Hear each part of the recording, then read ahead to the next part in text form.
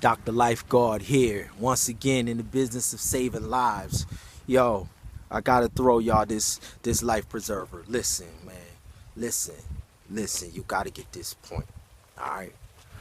Now, God could use anything on the planet to meet a need.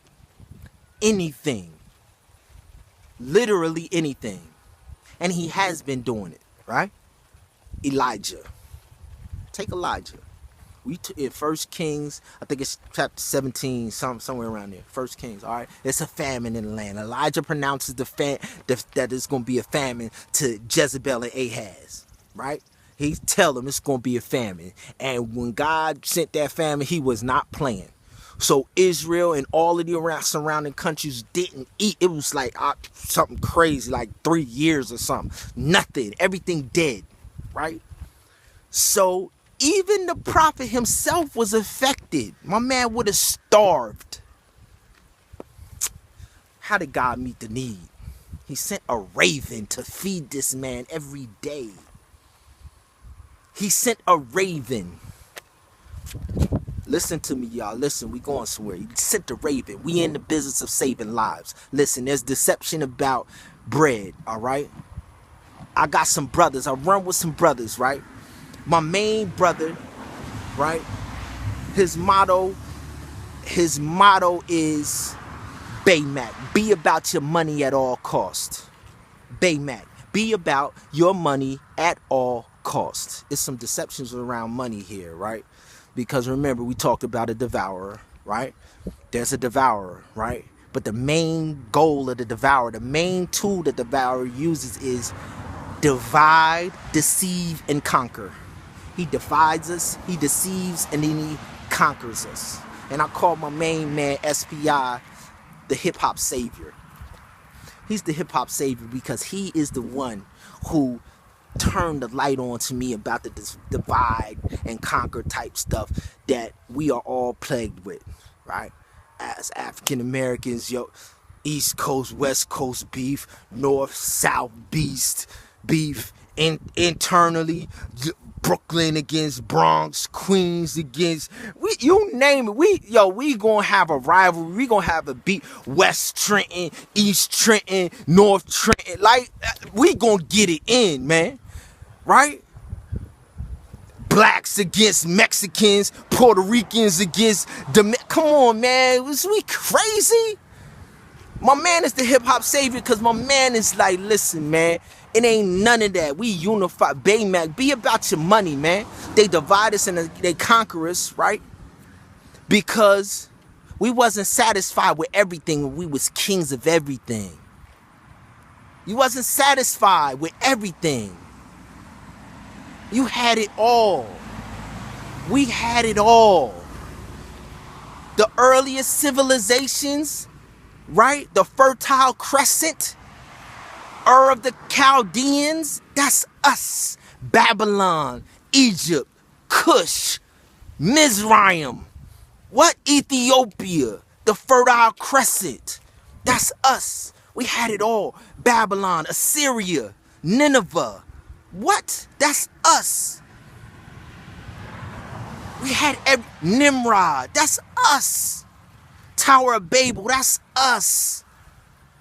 We wasn't satisfied when we had it all. And now because they divided us and conquered us, we satisfied with nothing. We wasn't satisfied when we had it all. Now we sit back and we accept nothing. We accept these crumbs, right? So Baymac, my main man, SPI, he like, listen, man, you from the East, I'm from the West, but we gonna be about this money, man. I wear that blue, you might wear that, somebody else might wear that red, somebody else might wear that purple. Psst, we gonna be about this money at all costs. To heck with them divisions they tell us and program us that we supposed to be on, right? Nah, we're going to take these resources, unify these resources, and be about this money and get up out of here and get back to being kings again. All right, so now let's get back to the story with Elijah, all right? Understand, Baymac, be about your money, right? So, when you get these resources, Sometimes because the devourer is there to devour and gobble up our resources, right? So now we have challenges and obstacles that come along with that. Elijah predicted it's going to be a famine, but he's starving in the famine as well. He wasn't spared just because he was the man of God. Now check it. The word of the Lord came to him, right? God feeding him with the ravens. And God say, yo, get up, get up, get up. Go out to, man, I forget the town where the lady was from. Forgive me. He said, go out. I have already sent word.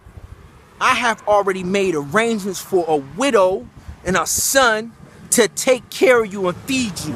Now, mind you, God did not speak to this widow. God did not speak to this widow. Because when Elijah came, she ain't know what he was talking about. But God had already put in her heart and in her spirit to be receptive to this thing. Because when the prophet came, she just kept it 100. She like, listen. He saw her. He was like, yo, can you bring me some water? She like, yeah, I'll bring you some water. He was like, and when you do that, bake me a cake and bring me a cake back. She was like, yo, prophet of God, just to be 100% honest, all I got is a little bit of flour and a little bit of oil left. And I'm going to take that little flour, make up a cake for me and my son. We going to eat it and we going to die. But I'm going to hit you with this water. He like, all right, do as you said. But first, before you do that, bake a cake for me. Bring it and feed me. And then when you go out to bake the cake for you and your son, that flour and that oil will never ever run out. Mind you, she knew she was going to die. She knew it. She only had enough to eat right then and there, and then they was going to die. So she was put in a position where either give or die. And many of y'all right now is in that same predicament. And you failing. Give or die. And God has already arranged to bless you if you give. He's already chosen you. Now he could have kept using the raven to feed his prophet. He could have. But he chose her to be the vessel to meet the need of the prophet, so that then God can then open up the windows of heaven and pour out a blessing that there should not be room enough to receive it. That's the formula. Give or die. Give or die. Yes, she was in a situation where she didn't understand why she was on the brink of death.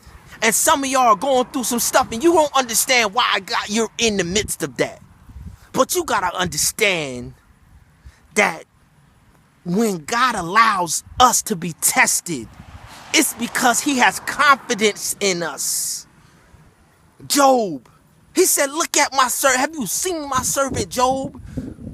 Y'all tripping through the trial that he allowed you. Yes, it's the devourer choosing how to come at you and how to beat you in your head or whatever. But God, like, I don't care what you do.